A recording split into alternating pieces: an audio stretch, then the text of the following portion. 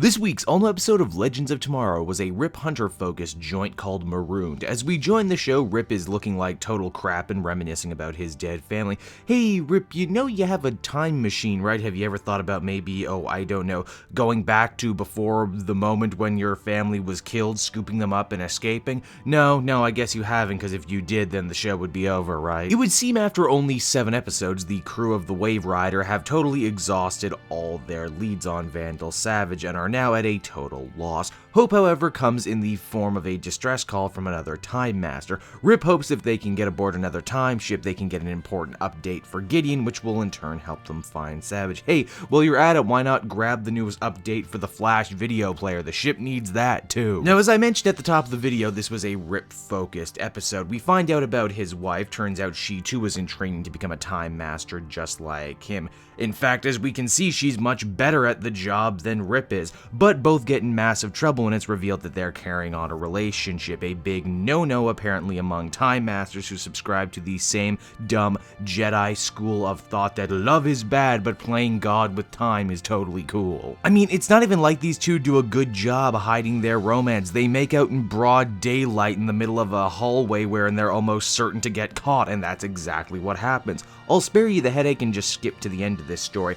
Rip gets to stay only because his wife resigned and gave a rousing speech to the council about what a good guy he was. We never get to hear any of this speech, by the way, we just hear about it secondhand. Back in the present, Rip and the others fear the distress call might be a trap, so who does Rip choose to bring with him on the away team?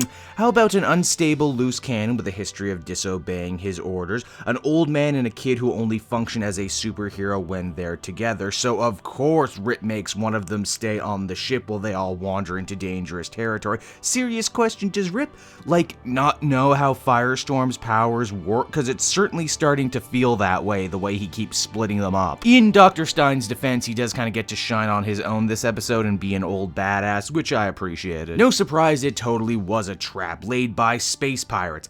Time pirates who happen to be in space because their ships can travel through both space and time, apparently. It's weird. These bad guys want the time drive from the other ship, and they're willing to kill our heroes to get it. Now, this all feels like a very classic sci-fi setup, then you ain't seen nothing yet, because Ray Palmer, and arguably the most charming he's been all season long, endlessly quotes Star Trek and Star Wars throughout the episode to some big laughs. Heck, Ray even ends up being a big hero by using his suit to fix the damage. Believe it or not, I was less impressed by Rip's comic references this episode. Come on, Kanjar Row. Don't say things, don't throw me a bone if you don't plan to do these things later on, and I know you're not gonna do Kanjar Row and Imperix. The Heatwave Captain Cold animosity also took center stage this week. Mick is tired of feeling like the odd man out all the time amongst the heroes, and Captain Cold has a chance to reevaluate his life choices after almost freezing to death. Eventually, everything comes to a major head when it seems like Heatwave, channeling Jayne Cobb, is ready to sell out the rest of the team for a trip back home. Honestly, this stuff was the high point of the episode as far as I was concerned, and they all ended on a very strong emotional note that could give them plenty of places to go. Marooned was an interesting mixed bag of an episode. On one hand, it felt like it was trying to pay homage to classic science fiction right down to the Wilhelm screams, but on the other hand, I got the feeling the show didn't know if it wanted to be old Trek or new Trek, if you catch my drift.